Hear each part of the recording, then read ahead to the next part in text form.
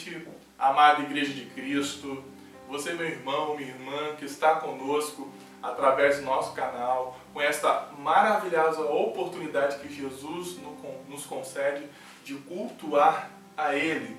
E neste momento é um momento de alegria e felicidade, aonde nós vamos estar louvando ao nosso Senhor Jesus, nós vamos estar ouvindo a mensagem, a palavra de Deus, aquilo que Ele deseja falar ao meu e ao seu, aos nossos corações nessa noite. Hoje foi o dia de eleições municipais em todo o país, não tivemos o culto da manhã para dar liberdade aos irmãos. Alguns gostam, de sair cedo para votar, outros à tarde, mas pelo menos os irmãos teriam a liberdade de sair de casa para ir ao encontro da sua zona eleitoral. Então nós decidimos não ter o culto da manhã para que você tivesse o domingo tranquilo. Sabemos que é um pouco tumultuado, todo mundo sai, são milhares e milhares de pessoas buscando fazer o seu dever de cidadão brasileiro, de votar, de exercer o seu direito à democracia, escolhendo os seus prefeitos, os seus vereadores. Que Deus possa abençoar cada irmão que tomou a sua decisão hoje. Eu sei que os irmãos fizeram essa decisão conscientemente, entendendo que é um dever de cada um de nós exercer o nosso direito democrático, mas que também devemos votar com consciência, votar tendo a certeza que fez uma boa escolha do seu candidato ou candidata e, claro, cumprindo aquilo que Paulo ensina tanto na carta aos Timóteo quanto a carta aos Romanos capítulo 13, ele nos ensina também a obedecer às autoridades, orar por elas, pedindo a Deus que guarde, porque é muita pressão. Qualquer liderança, qualquer líder, em qualquer cargo que ele esteja, seja político, religioso, ou até de um trabalho, sofre muitas pressões e sempre algumas pessoas querem levar ele a tomar decisões às vezes erradas, quando ele está no caminho certo, de dizer que ele não está. Então, agora você fez o seu dever de votar por ele, de votar no seu candidato, na sua candidata. Agora ore. Nesse período aí dos 4 anos, caso ele ganhe ou não, ore. Independentemente se não for o seu candidato ou a sua candidata que venceu as eleições, não tem problema. Continue orando pelas autoridades para que elas possam ser direcionadas por Deus, para que Deus dê sabedoria a elas para cumprir o seu dever como representante do povo no cargo em que eles aceitaram e se candidataram e venceram, e possam ali exercer de fato, serem democráticos, exercendo o seu dever como líder de um determinado departamento, seja na prefeitura ou qualquer outro lugar, e Deus possa direcionar. Então vamos fazer o nosso papel como cristão de orar por todos aqueles que venceram. Se foram nossos candidatos que nós votamos, nós ficamos felizes por ter depositado a nossa confiança. Se não foi, mas pedimos que eles também venham fazer um bom governo, porque eu sempre digo, irmãos, quando nós conversamos, quando nós temos a oportunidade de conversar, ou até um estudo sobre isso, nós somos um cidadão brasileiro. Se o Brasil for bem, todos nós vamos bem. Se o Brasil for mal, todos nós vamos sofrer as consequências, também dentro do município, do estado, do Brasil inteiro. Então, se o seu município não estiver bem, você também não vai estar. Então, o nosso dever é que todos os governantes, independentemente de qual tenha sido a minha escolha ao votar, pedir para que Deus dê sabedoria, novamente eu repito, e que Ele possa olhar para cada cidadão cuidando, porque hoje, irmãos, nós precisamos nos unir como igreja, como cidadãos brasileiros, porque senão a vontade, não somente do inimigo das nossas vidas, mas dos poderosos que só pensam no poder, é dividir a população. Então, que que possamos tomar cuidado com isso aqui, independentemente de qual seja o candidato que venceu as eleições municipais. O nosso dever é orar para Deus o abençoar. Desculpe, irmãos, me prolongar nesse início de culto, mas eu gostaria de deixar essa palavra para os irmãos. Sempre será a minha orientação em todo o momento como pastor. Nós temos que respeitar a decisão e a escolha do outro, mas entendendo que nós estamos no mesmo barco. Então nós temos que orar para que quem está como capitão deste barco, sendo o governo, né? Sabemos que Deus está no controle do mundo, do universo, mas a autoridade que está ali sendo representada, que ele venha fazer um bom governo, porque todos nós seremos beneficiados. Amém? Vamos estar orando para o início do nosso culto, para que Deus fale aos nossos corações, que esse é o desejo sempre. A nossa oração é para que nós nos preparamos para ouvir o que Deus quer dizer, falar e nos orientar neste culto, nesta rica oportunidade que Jesus nos concede de glorificá-lo, de adorá-lo, de buscar esse amor incondicional, de desfrutar dessa graça imerecida que Ele nos dá, que Deus nos ama de uma forma tão maravilhosa, irmão, que às vezes nós ficamos constrangidos. Então a nossa oração é para que possamos compreender tudo que Ele deseja aos nossos corações. Amém? Vamos orar. Amado Deus, querido Pai, obrigado por esta rica oportunidade que temos nessa noite de louvar, de engrandecer o Teu nome. Senhor, nós pedimos que o Senhor continue no controle das nossas vidas. Muitas das vezes nós queremos controlar e aí nós erramos quando agimos dessa forma.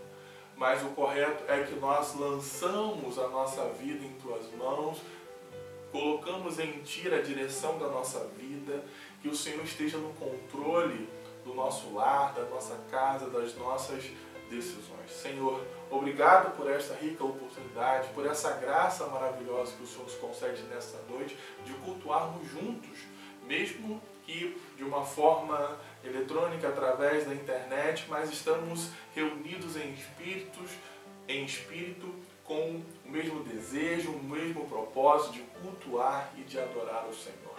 Pai, vai ao encontro de cada coração que está conosco, de todas as igrejas que estão cultuando a Ti nessa noite, todos os pastores, vidas, Senhor, que precisam ouvir a Tua palavra, que estão acessando talvez o nosso canal, ou o canal de outra igreja, ou esteja visitando uma igreja agora, que o Senhor fale aos corações.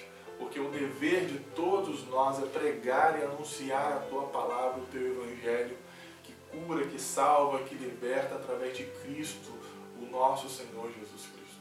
Obrigado, Deus, por esta maravilhosa oportunidade.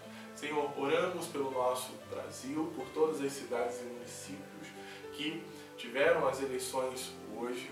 Algumas cidades já estão definindo qual será o seu líder principal, o seu prefeito, os seus vereadores. Outras vão passar pelo segundo turno. Mas, Senhor, nós oramos por todos que venceram ou que vão vencer as eleições, que eles possam fazer o seu dever como líder para onde eles foram devidamente elegidos, que eles possam cumprir o seu papel como líder municipal, como líder da onde eles estão agora responsáveis. Que o Senhor esteja abençoando todos os nossos prefeitos de todas as cidades do Brasil e todos os vereadores, que eles possam governar para o povo, para o bem do seu município e da sua cidade e dos bairros que pertencem a cada cidade. Ó Deus, abençoe o Rio de Janeiro, abençoe nossa cidade, abençoe, Deus, o nosso estado, abençoe o nosso Brasil. Os nossos governantes, autoridades, ó Deus, que foram elegidos, tanto em âmbito municipal como nacional, que eles possam, Deus, cumprir. Mais uma vez eu oro para cumprir o seu dever como líder de um determinado departamento do país. Senhor, nos abençoe, que nós possamos continuar orando pelos nossos governantes, pelos nossos líderes. Paulo nos orienta desta forma e possamos também cumprir este papel como cidadão brasileiro, torcendo para que o nosso país, para que o nosso estado, para que o nosso município vá bem, porque assim todos serão beneficiados. Esse é um princípio de união que nós pedimos que nós possamos aprender a viver unidos. Não devemos ser desunidos por qualquer posição política ou qualquer posição pessoal, mas devemos nos unir porque Cristo nos convida a esta união. Nós pedimos essas bênçãos e já te agradecemos em nome de Jesus. Amém. Irmãos, vamos estar louvando ao nosso Senhor Jesus nessa noite, neste culto, e logo após estaremos continuando o nosso culto de hoje. Que Deus abençoe a sua vida, o seu lar e toda a sua família. Continue cultuando conosco. Vamos louvar ao Senhor.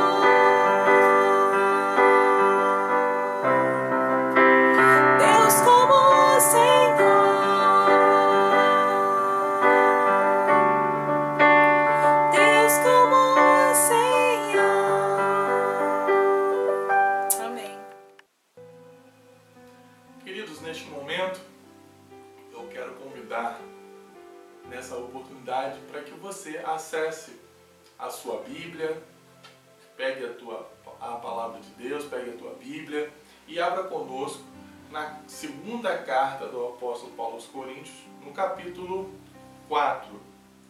Nós vamos ler o versículo 16 até o versículo 18 e depois nós vamos ler, seguindo o texto, 5:1, que o título aqui na minha Bíblia diz: viver pela fé. Nessa semana, irmãos, eu passei por um momento difícil, perdi uma prima, falei com os irmãos do nosso grupo do WhatsApp, os irmãos mandaram palavras de conforto, de consolo. Quero agradecer. Teve irmão que me ligou, perguntou se eu estava bem, teve irmãs também que eu quero agradecer o carinho da igreja e dizer, irmãos, que nós estamos aqui vivendo pela fé. Enquanto aqui vivemos, mesmo que a pandemia acabe, estamos sujeitos a isso, às aflições, sofrimentos e à morte que vai chegar para cada um de nós. Todos nós temos a certeza, se uma certeza nós temos aqui na terra, é a certeza que a morte virá para todos. E aqui Paulo traz uma palavra de esperança, de fé, para nós que estamos aqui, para compreender que existe algo maior, melhor. Eu sempre digo isso e falo em muitas das minhas mensagens, das minhas falas sobre isso. Que o cristão, ele vive dentro de uma perspectiva eterna e não pode viver dentro de uma perspectiva terrena. Diz assim o texto, repetindo, 2 Coríntios, capítulo 4, versículo de 16 a 18, e depois eu vou ler 5:1, seguindo a leitura do texto 5:1. Diz assim: por isso nunca ficamos desanimados, mesmo que o nosso corpo vá se desgastando, o nosso espírito vai se renovando dia a dia. E essa pequena e passageira aflição que sofremos vai nos trazer uma glória enorme e eterna, muito maior que o sofrimento. Porque nós não prestamos atenção nas coisas que se veem, mas nas coisas que não se veem. Pois o que não pode ser visto dura apenas um pouco, mas o que não pode ser visto dura para sempre. 5:1. De fato, nós sabemos que quando for destruída esta barraca em que vivemos, que é o nosso corpo aqui na terra, Deus nos dará para morarmos nela uma casa no céu. Essa casa não foi feita por mãos humanas, foi Deus quem a fez e ela durará para sempre. Em outras traduções, quando for destruída a nossa terrena habitação, que ele chama de barraca. Queridos, é muito importante entender, por isso nunca ficamos desanimados. Paulo já chama a nossa atenção. Mesmo que o nosso corpo vá se desgastando, o tempo, a canseira, a aflição, ele vai dizer, o nosso espírito vai se renovando dia a dia, porque o Espírito Santo está dentro de nós, o nosso Consolador nos dá força e nos renova. Essa pequena e passageira aflição que sofremos vai nos trazer uma glória enorme e eterna. O sofrimento ele é passageiro, ele tem um momento determinado para acabar. Até as nossas dores, não é verdade? Mas a glória, ela é enorme e eterna. Porque ele vai dizer assim, muito maior do que o sofrimento. Não dá para comparar a glória de Deus com o sofrimento aqui na terra. Porque nós não prestamos atenção nas coisas que se veem, mais nas que não se veem. Pois o que pode ser visto dura apenas um pouco, mas o que não pode ser visto dura para sempre. Nós não podemos agora contemplar a eternidade, mas nós sabemos que ela é eterna. O que está passando aqui na terra, tudo que aqui vivemos, é passageiro, dura pouco tempo, mas aquilo que não se vê, a eternidade, a nossa fé, está depositada na nossa fé, dura para sempre. E ele vai dizer, de fato, sabemos que quando for destruída a barraca em que vivemos, esse corpo, né, que habita o nosso espírito, que é o nosso corpo aqui na terra, Deus nos dará para morarmos nela uma casa no céu. Não dará Deus no céu. Esta casa não foi feita por mãos humanas, foi Deus a quem fez e ela durará para sempre. Amém?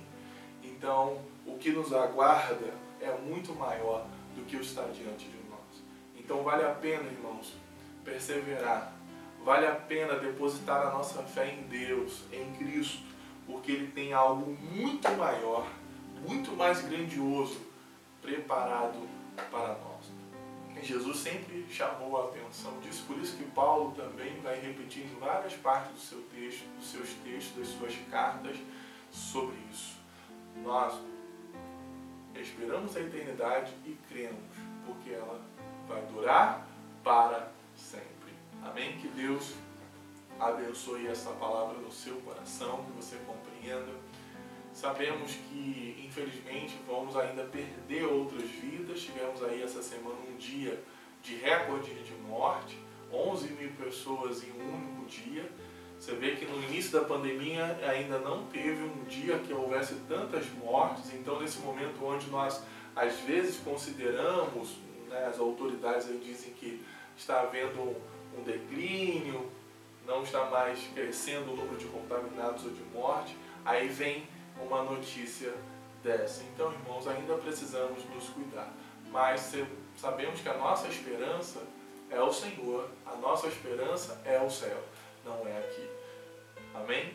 Vamos estar mais uma vez louvando ao nosso Deus e vamos retornar para o nosso momento, o nosso período de oração. Vamos estar louvando ao nosso Deus. Graça e paz, amada igreja. Nós iremos cantar um louvor chamado Nome sobre todo nome. Deus, nosso Pai, deu no nome de Jesus todo o poder, toda a honra e toda a glória.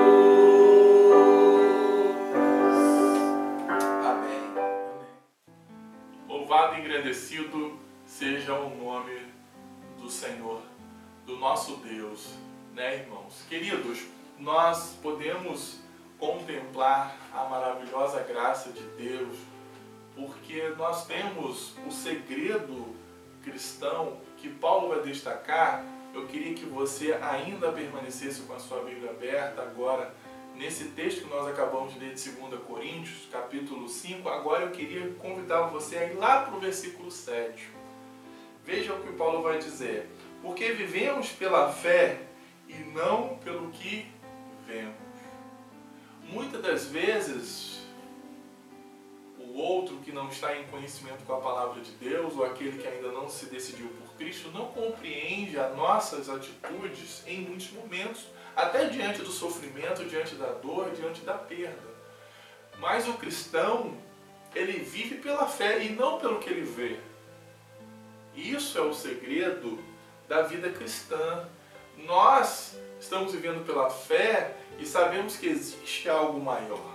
E se você ler o versículo 6 e o versículo 8, vai dizer que tem alegria da destruição desse corpo que estiver aqui, porque enquanto estivermos nesse corpo, estamos longe do lar do Senhor, que é o reino de Deus, que está preparado para nós.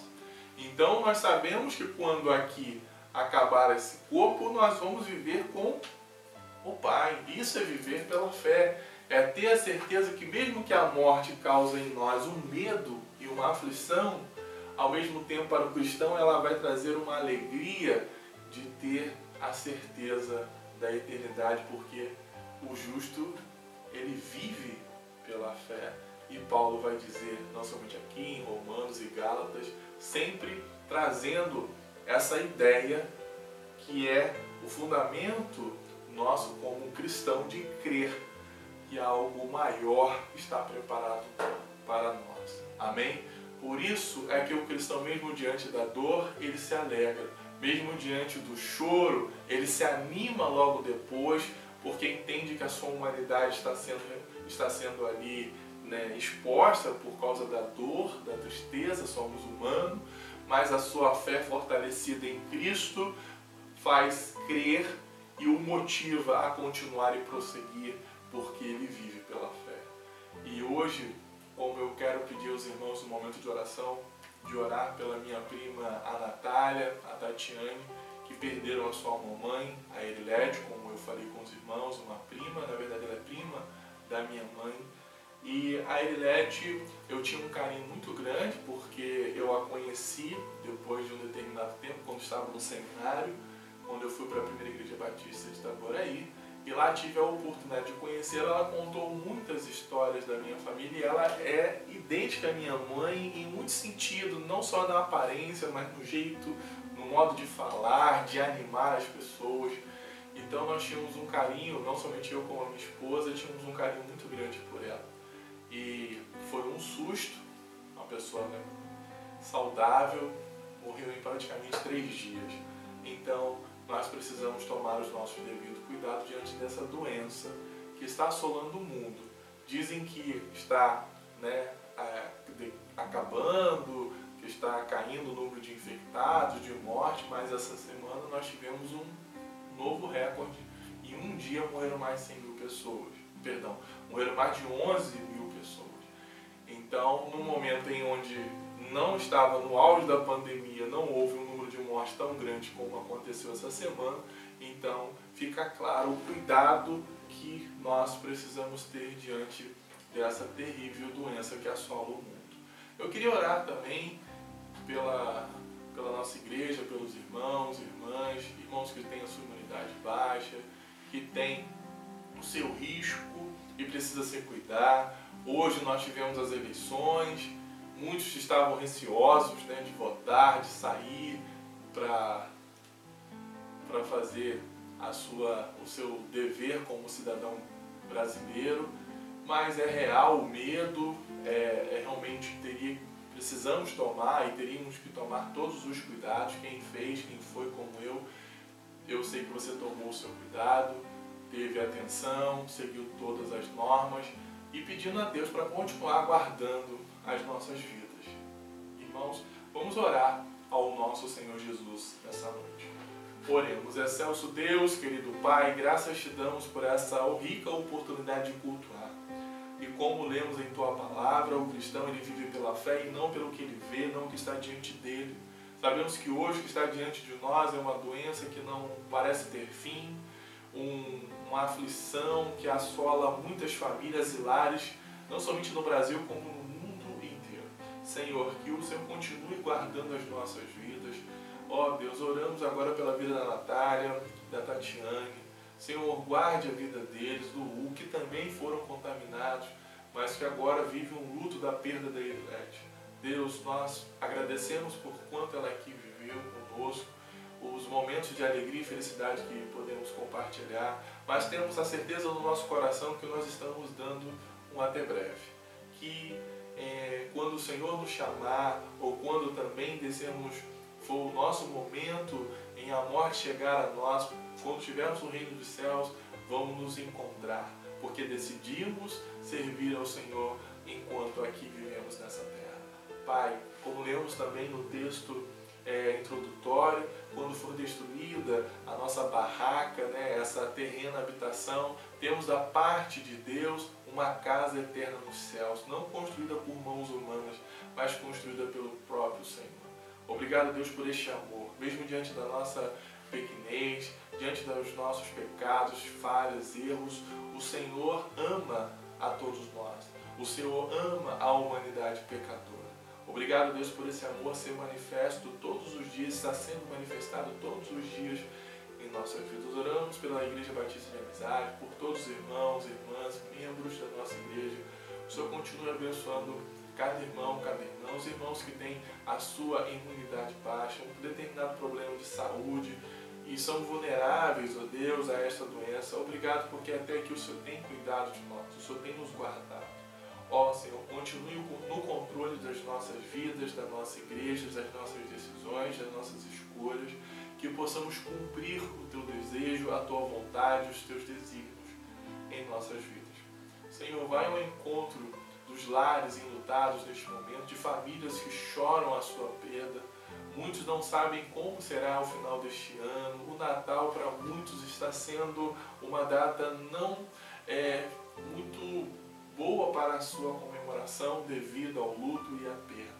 Mas pedimos que o Senhor console os corações, que também possamos ser instrumento de consolo na vida das pessoas, que o Senhor nos dê a oportunidade também de ser bênção na vida daquelas pessoas, consolando, abraçando, cedendo o ombro amigo, cedendo uma palavra de ânimo, de amor, de carinho, nos dando sabedoria, ó Deus, a abraçar aquele que chora, a abraçar aquele que está em luto.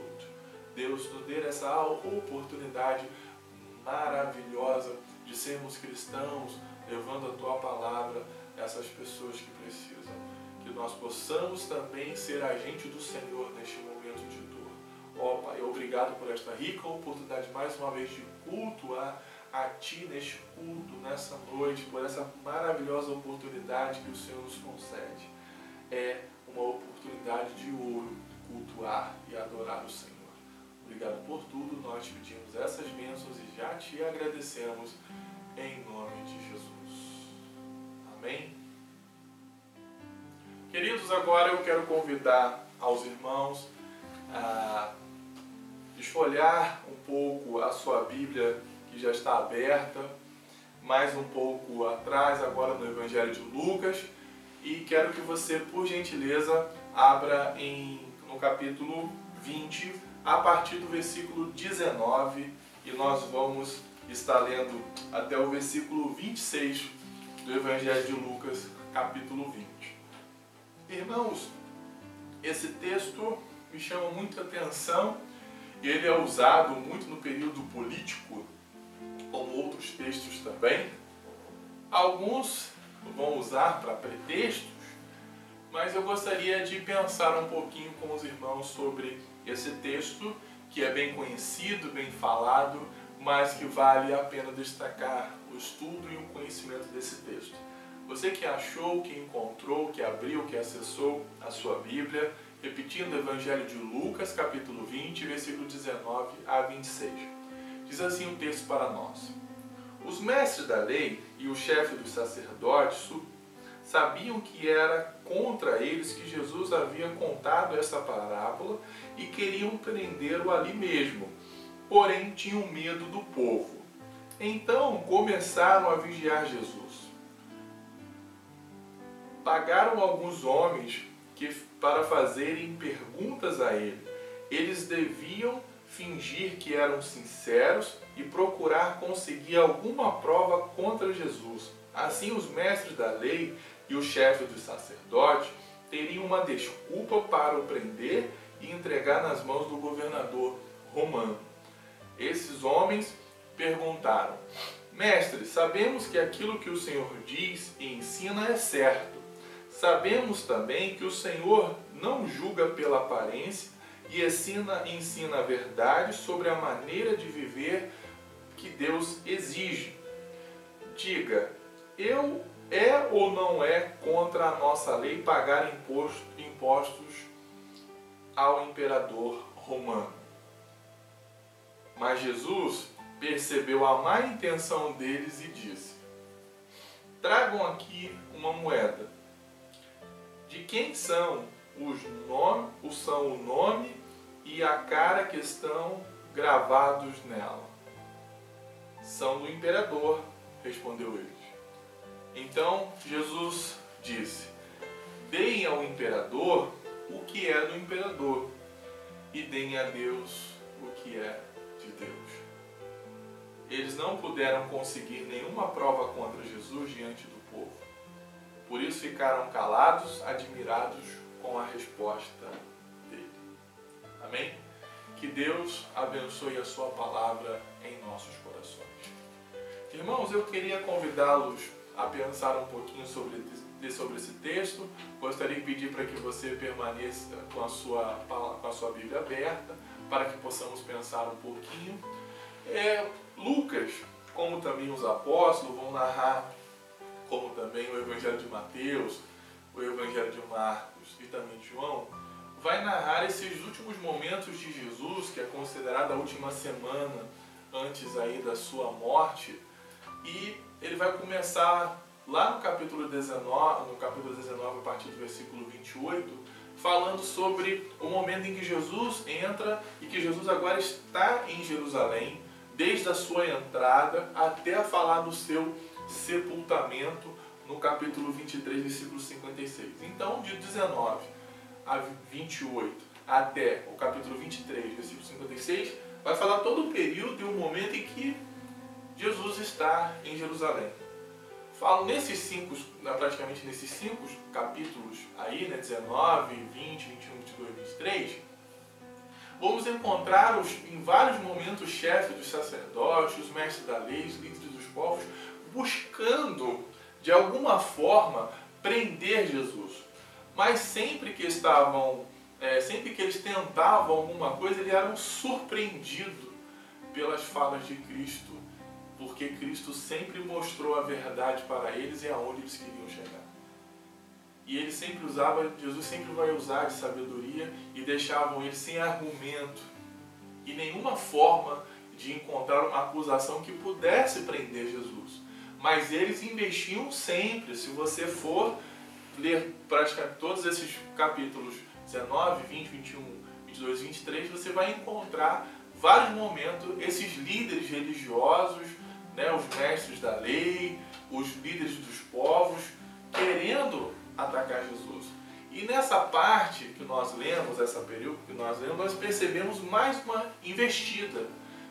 E que eles continuam, mas agora eles estão um pouco furiosos, um pouco nervosos, porque Jesus está, no capítulo 20, Jesus é questionado, no capítulo 19, final, Jesus vai ao templo, eles depois questionam a autoridade de Jesus, e Jesus conta uma parábola conhecida aí como os lavradores maus.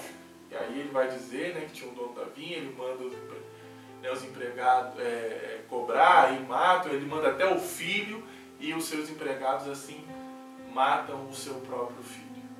E aqui representa a Cristo. E agora eles vão falar sobre a pergunta sobre os impostos a partir do versículo 19. Você vê a maldade. Vamos analisar muito bem o que está acontecendo aqui e podemos ver que de um lado nós temos os mestres da lei querendo de toda forma encontrar alguma coisa contra Jesus, querendo alguma coisa para condenar Jesus. E nós vamos ver do outro lado, na verdade era o Sinédrio, né, que era um sistema, e também lembrando que eles estavam a favor do sistema romano, não muito a favor do sistema romano, porque o sistema romano está dominando os judeus. E no outro lado você tem Jesus, você tem Cristo, que está aqui representando Deus e querendo encontrar Cristo de alguma forma para prender. E eles estão aqui agora furiosos e queriam prender. Mas eles tinham medo do povo, como nós podemos ver no versículo 19. E percebendo muito bem esses dois lados aqui, o Sinédrio, né, os líderes judaicos, os mestres da lei, tudo querendo prender Jesus, e do outro lado o Cristo. Mas no meio dessa disputa de prende, não prende, está contra ou não, nós temos o que? No meio disso, nós temos no meio o povo. O povo está no meio dessa discussão. Um povo, lembrando que era um povo volátil, imprevisível, mas que de certa forma dava proteção a Cristo, por causa do medo do povo, né, de acontecer uma rebelião, do que eles disserem ser contra, e como sabiam que Jesus era muito sábio, Jesus podia dizer alguma coisa que pudessem contrariá-los, e aí o povo ficar contra eles. E isso eles não queriam, porque todo o movimento quer que o povo esteja a favor dele para que ele vença de fato a guerra. Isso é em qualquer sistema político. Mas o povo, por sua vez, fraco e sem conhecimento, está aqui sem perceber isso. E nós vamos ver à frente, já preguei aqui sobre isso, o povo é conduzido e induzido a falar contra Jesus na troca de Jesus por Barrabás, quando Pilatos faz aquele acontecimento que nós já pregamos aqui. E neste momento, esses mestres da lei, os chefes dos sacerdotes, os líderes do povo, são inimigos diretamente de Jesus. Como diz o versículo 19, queriam encontrar maneira de acusar o mestre de traição contra o governo. Pensando um pouco aqui no texto, voltando, você vai ver, nós vamos analisar muito bem o que está acontecendo. De um lado nós temos o nosso mestre que sabe de tudo, que percebe tudo, que vê tudo, que ele é 100% Deus, 100% homem, mas ele tem uma missão distinta, uma missão clara e vicária, que é substituta. Então Jesus não precisa brigar com o sistema, porque brigar com o sistema era neste momento parar a sua verdadeira missão. Jesus não era um revolucionário, como muitos chamam. Não, Jesus é revolucionário em suas palavras? Não. Jesus é o nosso Salvador, é o nosso Senhor. Ele veio com um objetivo principal, uma missão pronta, declarada e que ele cumpre. E do outro lado nós temos o membro do Sinédrio e o sistema romano, que era o quê? Ditador, opressor. E quem se levantasse contra ele era massacrado. Em outras palavras, era crucificado. Porque Jesus não inaugura a cruz. Jesus não é o primeiro nem o último a ser crucificado no sistema romano. O sistema romano de crucificação, de tortura, desde que eles assumiram todo o seu poder.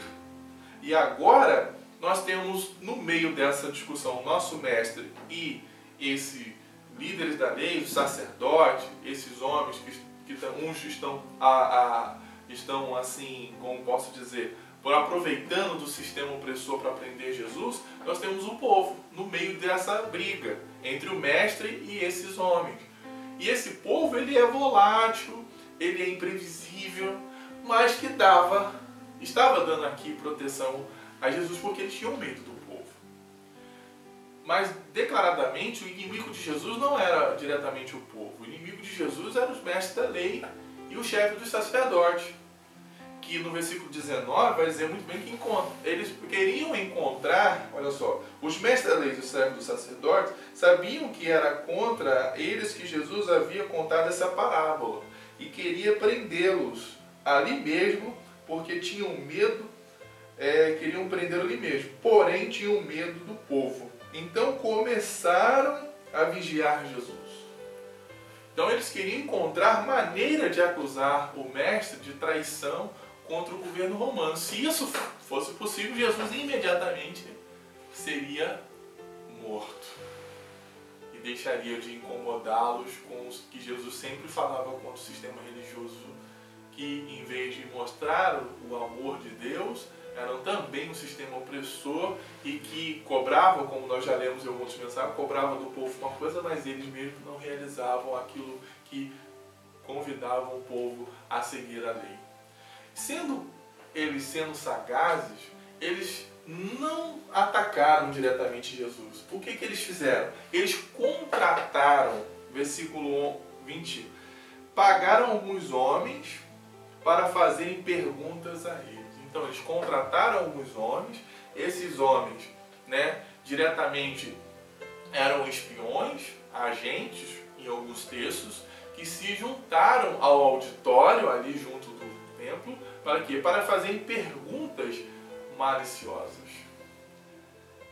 E neste momento eu queria pensar com os irmãos sobre o que é o principal, o versículo 25, a Deus o que é de Deus. Enquanto estamos aqui, irmãos, como cristãos, nós temos que entender que estamos aqui para Deus. E Deus está sob o controle de tudo. E a primeira coisa que eu aprendo com Cristo aqui, ele tinha uma missão. Primeira coisa que Jesus olha para a missão. É importante e fundamental destacar que Jesus veio realizar e cumprir a missão do Pai. A missão de salvar. E qual é a missão? É o que está em Mateus, no capítulo 1, a partir do versículo 21, que ele vai dizer assim: e ela terá um menino, e você porá nele o nome de Jesus, pois ele salvará o seu povo de seus pecados. Tudo isso aconteceu para cumprir o que tinha dito por meio do profeta: a virgem ficará grávida, dará o filho, que receberá o nome de Emanuel. Emanuel quer dizer Deus conosco. Deus está conosco. Jesus não era revolucionário. Porque Jesus, nesse momento, sabendo disso, poderia se levantar e apontar e mostrar tudo que aqueles homens estavam fazendo contra a lei de Deus e eles defendendo a própria lei de Deus. Porque eles estão apontando a lei de Deus e Jesus podia se levantar e fazer uma lista de acusações contra eles. Mas Jesus aqui não está para brigar. E muitas das vezes nós compreendemos mal o povo evangélico, infelizmente em algum momento, que entrar na política para achar que lá vai resolver, vai falar, já existe um sistema pronto. Um sistema que já está lá preparado, que você vai brigar e muitas das vezes inutilmente. E muitos aqui, infelizmente, no destaque, me procuraram, pastores procuraram me pedindo apoio a determinado candidato e eu fui contra. Até ontem estava no Zap conversando com um amigo que eu pedi para ele não fazer isso, induzindo as pessoas a isso. Jesus foi totalmente diferente. Jesus mostra uma postura diferente, porque Jesus, ele veio salvar o povo do jugo, de um governo. Não, Jesus, ele veio salvar a humanidade do mundo todo. No final nós vamos entender o domínio deste mundo. Jesus brigar contra o sistema romano, contra o governo romano, era diminuir a sua missão salvadora. E Jesus aqui está focado na sua missão. A igreja, ela tem que estar focada na sua missão. Ela não vai mudar o poder do governo. Até porque tem países evangélicos hoje, países que dizem totalmente evangélicos, muitas leis que nós dizemos que ser contra, já são liberadas há muito tempo. Então, no nosso país, em algum momento, algumas leis que nós discordamos por questões bíblicas ou até pessoais, que vão ser votadas e nós vamos fazer nada. Você pode botar 50 deputados lá, porque eles vão se vender, vão ser comprados por isso ou por aquilo. Não vai poder ser feito nada. Nós temos uma missão maior de salvar a humanidade do mundo, da opressão do inimigo, e não do governo. Porque enquanto você também cumprir o seu dever como cidadão, cumprindo seus direitos, seus deveres, pagando seus impostos, cumprindo seus direitos, você também não vai ter problema com a sociedade. Agora, se você não cumprir o seu dever como cidadão, aí sim você vai ter problema, você vai ser cobrado, enfim. Então aqui neste momento, Jesus tem uma missão maior. E essa missão que é a igreja. E quando eu conversei com um desses, falei, olha só, eu tenho uma missão diferente. Não tenho essa missão de ajudar nenhum outro, eu tenho a missão de cumprir a vontade de Deus. Segundo ponto que eu aprendo com Cristo, sempre, irmãos, Deus sempre alertou sobre os falsos que estão presentes no meio do povo. Sempre. Olha só o que diz versículo 20, que eles queriam atingir, Jesus. Você já leu a primeira parte, então começaram a vigiar Jesus, pagaram alguns homens para fazerem perguntas a ele. Eles deviam fingir que eram sinceros e procurar conseguir alguma prova contra Jesus.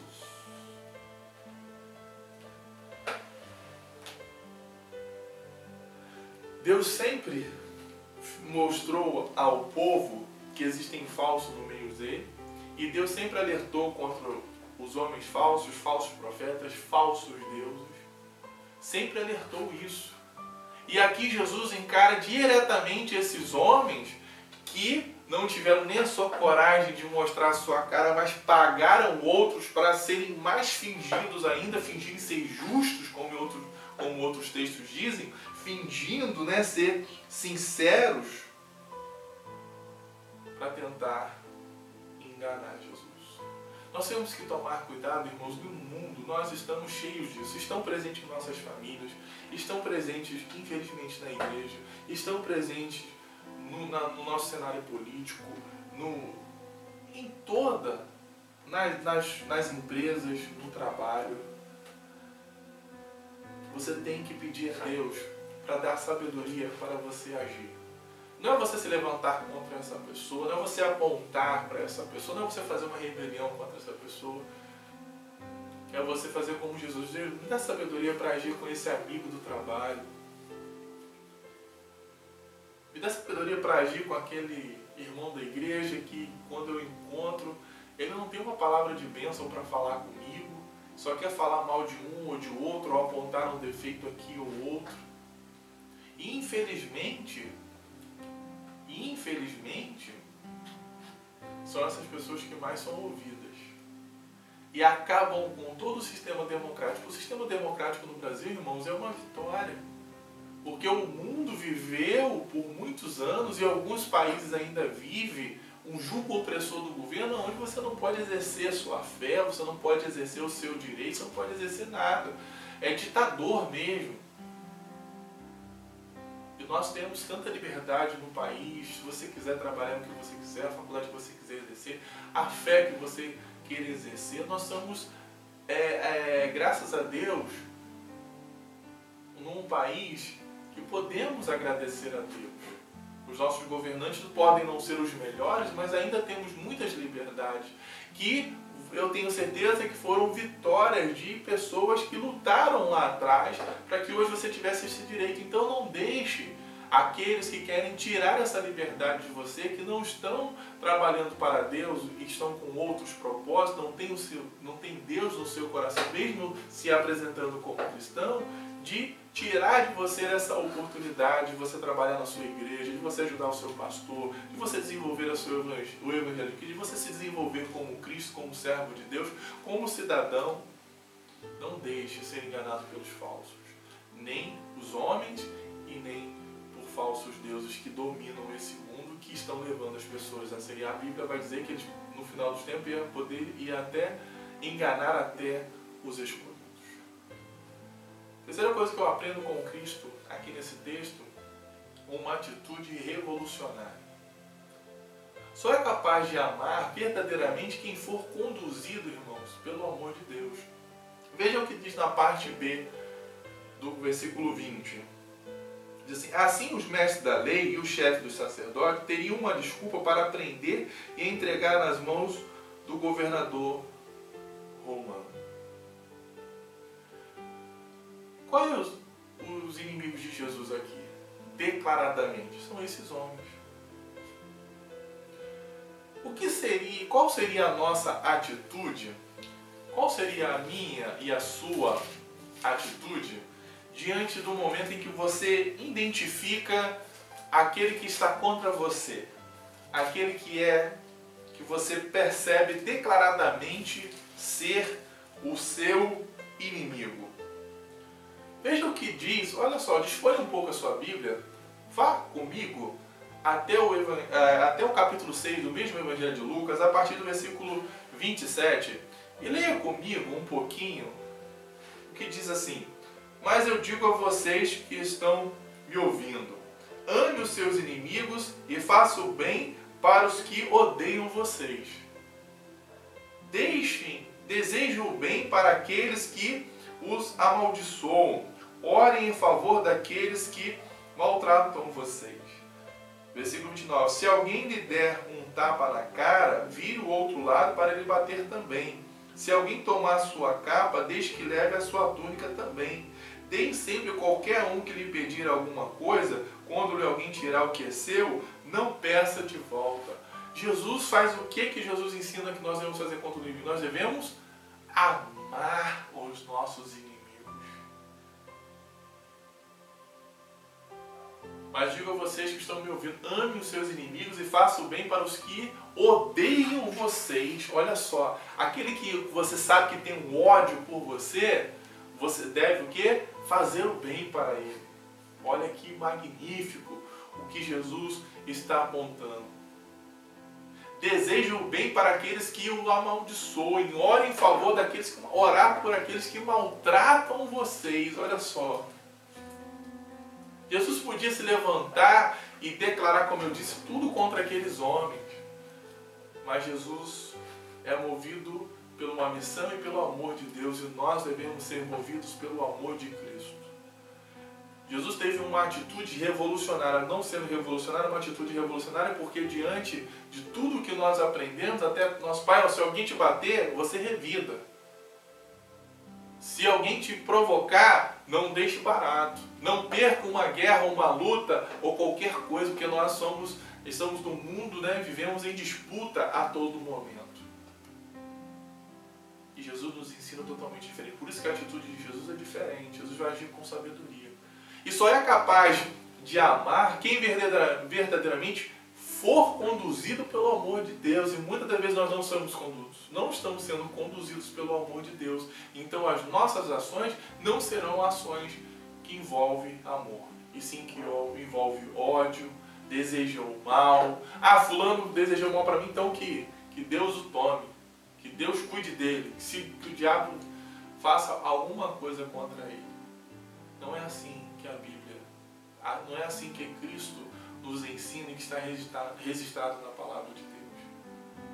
Nós temos que ter uma atitude revolucionária diante deste mundo perdido, deste mundo condenado. E se você continuar lendo, nós lemos somente a coisa, no versículo 31, façam os outros a mesma coisa que querem que eles façam a vocês. E é isso que nós temos que fazer. E é isso que nós temos que... Se vocês amam somente aqueles que o amam, versículo 32, o que é que estão fazendo demais? Até as pessoas de má fama também fazem as que amam. Se vocês fazem o bem somente àqueles que lhe fazem o bem, o que vocês estão fazendo demais? Até as pessoas de má fama fazem isso. 34. E se você empresta somente para aqueles que vocês acham que lhe podem pagar, o que é que vocês estão fazendo demais? Então, nós temos agido como o mundo tem agido. Eu só amo aquele que me ama. O mundo também é a mesma coisa. Você não vê uma pessoa que não entendeu a palavra, não compreendeu a palavra, perto daquele que o odeia, próximo daqueles que fizeram algum mal a ele. Isso é verdade. Isso é real. Então, nós estamos agindo como o mundo. Nós não estamos fazendo nada demais. Nós não estamos sendo diferentes. As nossas atitudes estão sendo à mesma do mundo. Então, seja como seu mestre, seja como Cristo. Se alguém lhe odeia hoje, ele está falando, se alguém te bateu na face, dê a outra. Vamos agir diferente. Vamos ser como Cristo. Porque é isso que vai mudar o mundo. Quarta coisa que eu aprendo com Cristo: temos que ter cuidado com palavras lisonjeadas. Palavras lisonjeadas. Palavras, de elogio. Palavras de elogios, irmão, são uma característica muito presente nas pessoas falsas, que elogiam primeiro e depois atacam, mostrando a sua verdadeira face, a sua verdadeira identidade. Por isso, quando o pastor Jovem diz, é Jesus que faz isso, porque infelizmente nós não podemos contemplar o coração humano, e diz o velho ditado, o coração dos outros é terra que ninguém pisa. Então nós não sabemos quando o elogio vem de sincero. Claro que alguns amigos, algumas pessoas se tornam mais próximas de nós, se tornam nossos amigos, estão presentes. Então você começa a manter uma proximidade, uma amizade, a confiança vai crescendo e você acaba percebendo que há uma sinceridade. Mas nós temos que tomar cuidado com todos os elogios. Primeiro, que pode envaidecer, podemos nos sentir sábios perante Deus. Então nós temos que tomar cuidado. Por isso que eu digo, porque também tem pessoas que elogiam, mas na verdade não tem essa intenção. O próprio Lucas, versículo 6, 26, ai de vocês quando todos os elogiarem, pois os antepassados dessas pessoas também o elogiaram, os falsos profetas. Então Jesus chama a atenção do discípulo, olha só, ai de vocês quando os elogiarem. Então se alguém estiver elogiando vocês, porque também fizeram isso com os falsos profetas. Por quê? Porque as pessoas, irmãos, estão em busca daquilo que o agrada. E automaticamente, se um falso profeta o agradar, ele vai seguir, porque ele está querendo buscar aquilo ali. E Deus não aprecia a falsidade. E você vê que depois eles vão fazer pergunta maliciosa. No versículo aqui, no versículo 22, diga, aí ele está perguntando, diga, é ou não é contra a nossa lei pagar impostos ao imperador romano? Essa pergunta, irmão, precisa ser muito analisada porque é uma malícia. Se Jesus ele responde que os judeus não deveriam pagar impostos, ele seria denunciado às autoridades romanas e o quê? Seria preso.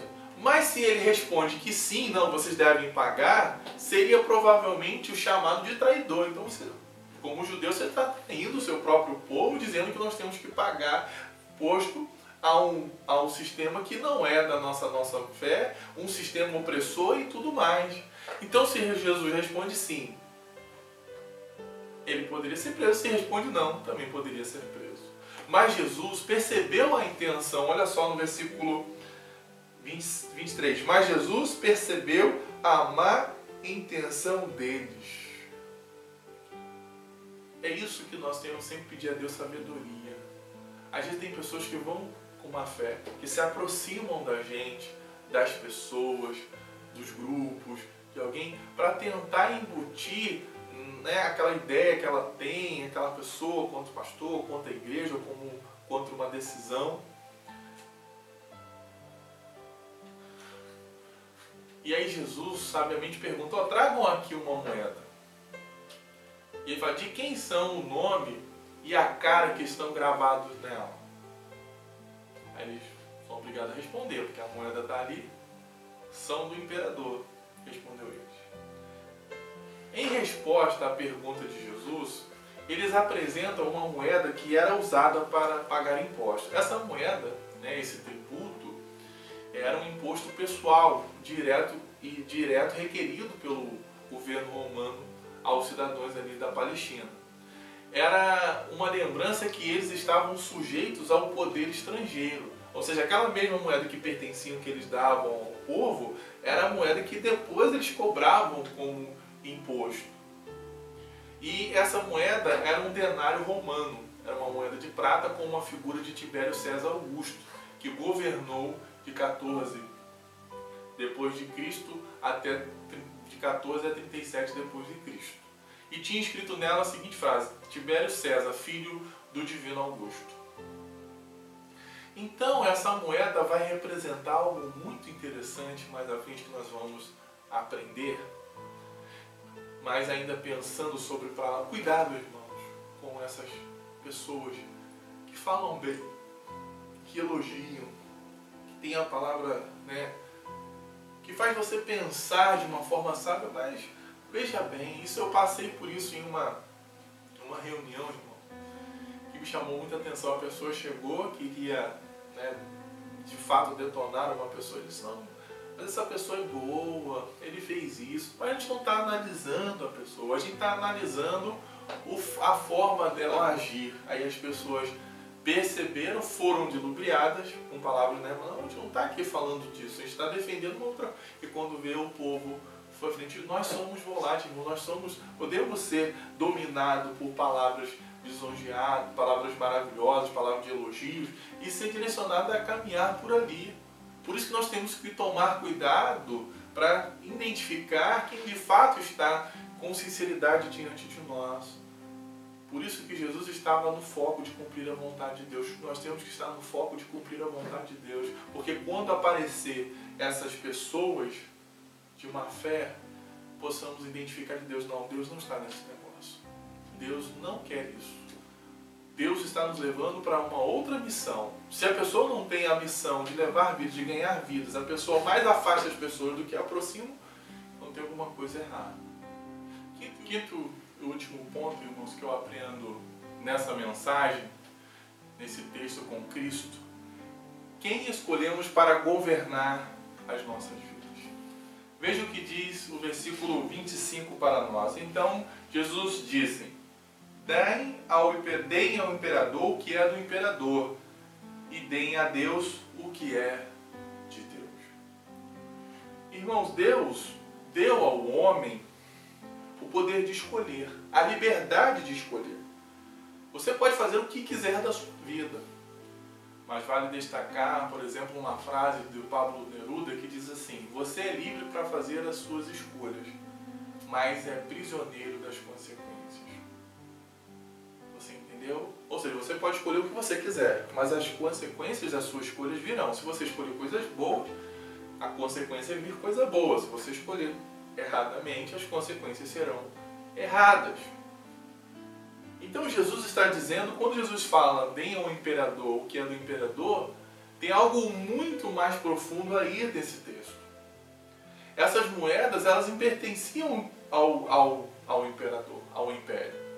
Segundo o costume antigo, o governo fazia a distribuição dessas moedas, como eu disse, que eram consideradas como propriedade deles. Então eles estavam com uma coisa que não pertenciam a eles, mas ao imperador. Com isso fica claro que os judeus estavam usando moedas que verdadeiramente pertenciam ao imperador de fato. Por isso ele vai dizer, dá ao imperador o que é dele. Mas Jesus, ele não para por aí. O uso de moedas com a imagem, esse uso dessa moeda com a imagem do imperador, era evitada pelos judeus. Por quê? Porque já existia o culto ao imperador. E já era amplamente praticado no Oriente esse culto ao imperador. Então a imagem de César em suas moedas tinha uma conotação religiosa.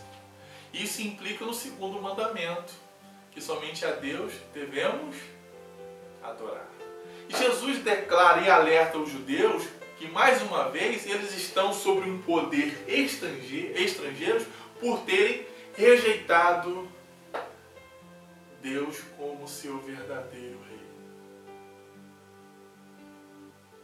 Jesus está dizendo, olha só, dá imperador o que é do imperador, mas dai a Deus o que é de Deus. Eu te pergunto, quem tem governado a sua vida? Quem está governando a sua vida? É o sistema desse mundo, é o sistema político, é a direita e a esquerda, ou é Deus? Eu quero concluir com os irmãos essa mensagem, darem a Deus, pensando de que sabemos muito bem que tudo pertence a Deus. Sabemos com certeza que tudo pertence ao Senhor. E de certo, o mais importante desse tudo, desse mundo todo, do universo, é a nossa vida, é a sua vida. Você já entregou a Deus o mais importante, que é a sua vida e o que Ele mais ama? Entregue a sua vida a Jesus hoje. Não deixe o mundo governar a sua vida. Não deixe nenhum sistema governar a sua vida. Entregue a sua vida a Jesus. Deixe Deus governar a sua vida e não Deus deste mundo. E agora, eu queria convidar você a ler o último texto de hoje, o que diz 2 Coríntios capítulo 4, versículo 4 em diante. Eles não podem crer, pois o Deus deste mundo conservou a mente deles na escuridão. Cegou eles, em outros textos. Ele não os deixa ver a luz que brilha sobre eles, a luz que vem de boa notícia a respeito da glória de Cristo, o qual nos mostra como Deus realmente é. Pois nós não anunciamos a nós mesmos, nós anunciamos a Jesus Cristo como o Senhor em nós. Servos de vocês por causa de Jesus. O Deus que disse que da escuridão brilhe a luz, e o mesmo que fez a luz brilhar em nosso coração, e isso para nos trazer a luz do conhecimento da glória de Deus que brilha no rosto de Jesus Cristo. Porém, nós que temos esse tesouro espiritual, somos como potes de barro para que fique claro que o poder supremo pertence a Deus e não a nós. 8. Muitas vezes ficamos aflitos, mas não somos derrotados. Algumas vezes ficamos em dúvidas, mas nunca ficamos desesperados. Temos muitos inimigos, mas nunca nos falta um amigo. Às vezes somos gravemente feridos, mas não somos destruídos. 10. Levamos sempre o nosso corpo mortal à morte de Cristo, para que também a vida que seja vista no nosso corpo. Durante a vida inteira estamos sempre em perigo de morte por causa de Cristo, para que a vida dele seja vista neste mundo, o nosso corpo mortal. De modo que a morte está atingindo em nós e a vida está agindo em vocês. As Escrituras Sagradas dizem: eu criei e por isso falei, pois assim nós que temos a mesma fé em Deus também falamos, porque cremos. Porque cremos. Versículo 14. Pois sabemos que Deus que ressuscitou o Senhor Jesus também nos ressuscitará com Ele e nos levará junto com Ele até a presença dEle. Tudo isso aconteceu para o bem de vocês, a fim de que a graça de Deus alcance um número cada vez maior de pessoas e essas façam mais orações de agradecimento para a glória de Deus. Amém. Então, deem o governo da sua vida, que é o bem mais precioso que Deus mais ama, a Deus e não ao Deus deste mundo, como ele disse. Eles não podem crer, pois o Deus deste mundo conservou a mente deles na escuridão.